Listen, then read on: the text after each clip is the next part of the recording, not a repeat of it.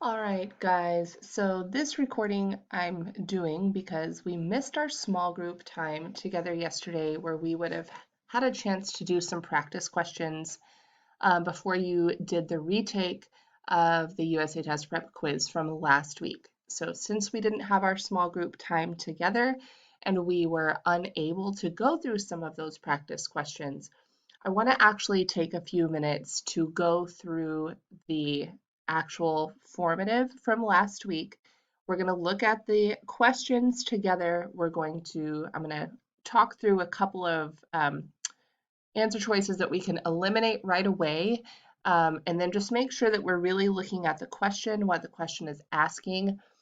So review this recording before you go back and retake the all-in G and H.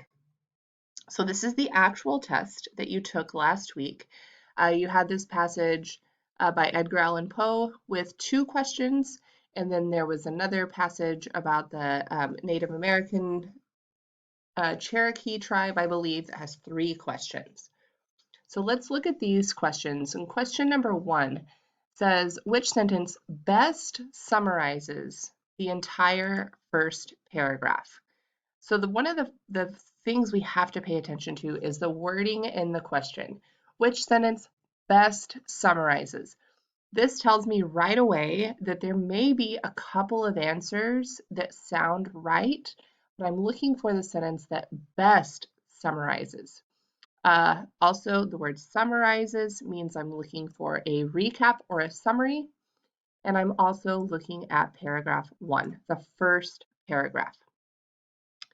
So when you come over here to your passage, we see paragraph 1 says, during the autumn of 18, while on a tour through the extreme southern provinces of France, my route led me within a few miles of a certain maison de santé, or private madhouse, about which I had heard much in Paris from my medical friends.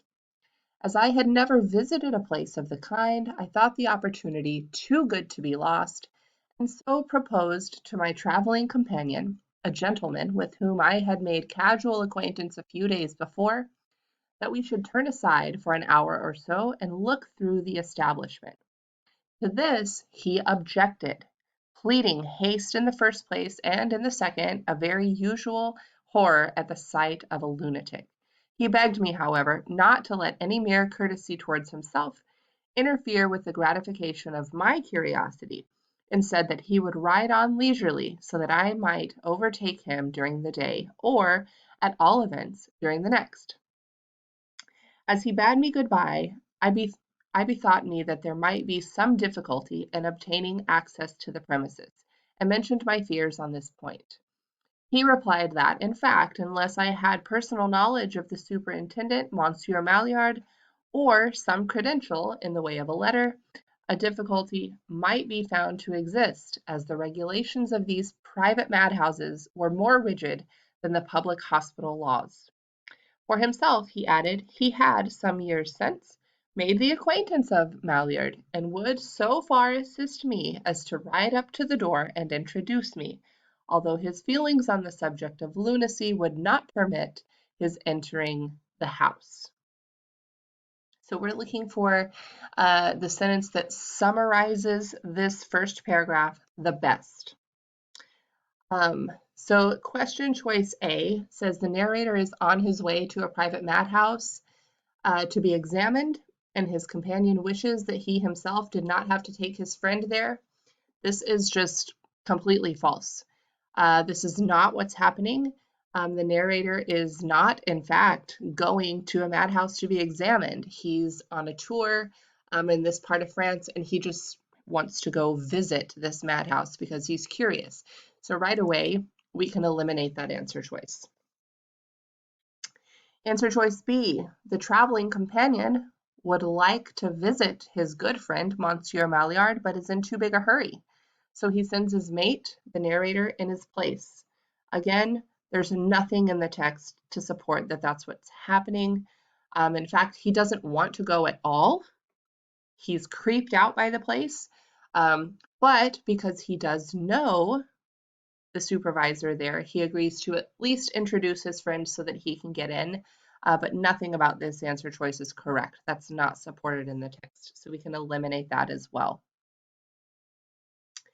Answer choice C, the narrator asks his traveling companion if he wants to visit a madhouse, and the companion agrees to escort the narrator as far as the door of the house, but no further. That sounds pretty good. And answer choice D, the narrator has heard stories of horror about the Maison de Santé and wishes to investigate to see if they are as vile as he has been told. At the last minute, his companion backs out on going. So I'm going to leave these two choices. I'm not going to give you the answer, but I would like you to think about, is there anything in either of these answer choices that is not true, that cannot be backed up in the text? And then make your best answer based on that observation. Question number 2 is talking about paragraph 5. He says, when he had gone, the superintendent ushered me into a small and exceedingly neat parlor containing, among other indications of refined taste, many books, drawings, pots of flowers, and musical instruments. A cheerful fire blazed upon the hearth. At a piano, singing an aria from Bellini, sat a young and very beautiful woman, who at my entrance paused in her song and received me with graceful courtesy. Her voice was low and her whole manner subdued. I thought, too, that I perceived the traces of sorrow in her countenance, which was excessively, although to my taste, not unpleasingly, pale. So this is the line that this question number 2 is asking about. And it says, which sentence most accurately and concisely restates the information from the sentence in paragraph 5? So most accurately and concisely. Accurate and concise means that it's correct and it's the least amount of words as possible. Answer choice A says her sorrow could be traced back to excessive paleness. That's not exactly a great answer. B says her face was full of sorrow, but as pale as she was still somewhat attractive to me. Her face was excessively full of such sorrow, but to my taste she was pale and unpleasing to look at. This is not accurate. He says she was not unpleasingly pale, which means he did still think she was somewhat attractive. So we can eliminate that answer choice. I was one of the few who could perceive the sorrow she hid from others, yet I could tell it was excessive sorrow because her paleness gave that away. So a couple of problems with this answer choice. This beginning part that says, I was one of the few. There's nothing in that statement to make me think that there are other people involved in this at all. Also, the question asks me which is the most concise. Answer choice D is very wordy. Okay, it kind of rambles, so we can eliminate that answer choice as well. So that brings us to A or B. So think about which of these answer choices is the most accurate interpretation of the original statement. Was it her sorrow could be traced back to excessive paleness? Or her face was full of sorrow, but as pale as she was somewhat attractive to me.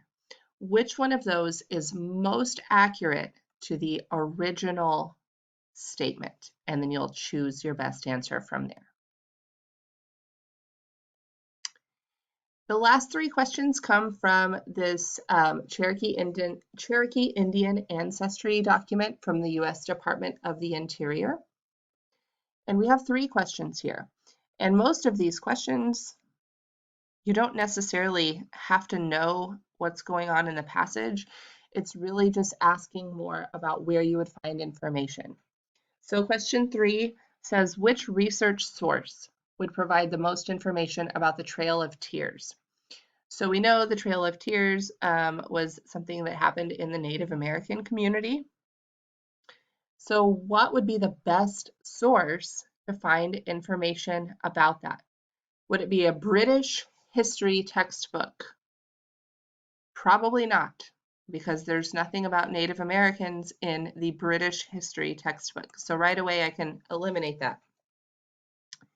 That leaves me with Native American textbook, Western Civilizations textbook, Early American history textbook. So the other answer choice we're going to eliminate is Western Civilizations textbook.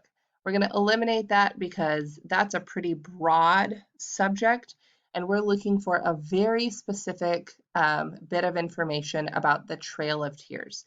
So we're going to eliminate answer choice C. Now, this is where we have to pay attention again to the question. Which research source would provide the most information? Okay. We have Native American history or Native American textbook and Early American history textbook. Now, both of these may have information about the Trail of Tears. Which one would have the most information? Which one would provide us with the best, most information about the Trail of Tears? And you'll choose your best answer from there. Question 4. If someone is gathering primary sources for researching the culture of Cherokee Indians, which of these is least likely to be selected? So a couple of things in the question. We're looking for primary sources, and we're looking for the answer selection that is least likely. So the one that is not going to be chosen. So primary sources are first-hand accounts. So A, the book, The Cultural History of Cherokee Indians. B, an interview with community elders of the Keetoowah Band of Cherokee Indians. C, an original painting of 5 Shawnee Cherokees created during their lifetime. Or D, audio recordings from the meetings of the superintendent of the 5 Civilized Tribes Agency. So remember, we're looking for primary sources. These are first-hand sources. So things like an interview would be first-hand. An original painting, also, that's first-hand. Audio recordings, that's someone speaking, that's first-hand information. So which one of these is least likely to be selected because it's not a primary source? That's what you are looking for. And finally, number 5, which is the best support that this is a factual passage. So it's talking about the passage over here on the right, or on the left, I'm sorry. This is Cherokee Indian ancestry from the Department of Interior. We have information, lots of facts, lots of figures, all sorts of good information over here. What is the best support? How do I know that this is a factual passage? Is it the formal language? Is it the title? Is it the dates and the locations, or is it the source of the passage? So I want to know, how can I know that this is a credible source? Formal language is not a good answer choice. All sorts of things can be written with formal language. That does not mean that they're factual. The title of the passage, again, that doesn't help me know that it's factual. Anybody can title anything. That doesn't mean that it's factual or that it's credible. So that leaves me with 2 different things: the dates and the locations, or the source of the passage. So when it says the dates and the locations, it's referring to the dates and the locations listed within the passage. They seem to be factual.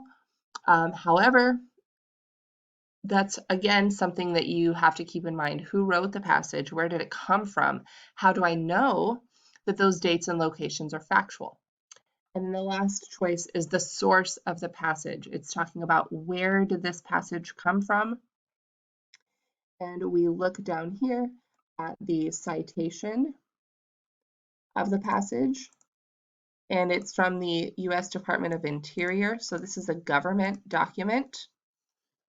It gives us the address, the website, and the last time it was updated. So out of these two answer choices, dates and locations, or the source of the passage, which one helps me know that this is a factual or credible passage? All right, I hope this helps walking through these questions. And now I want you to go retake this test on your own in USA Test Prep. Thank you.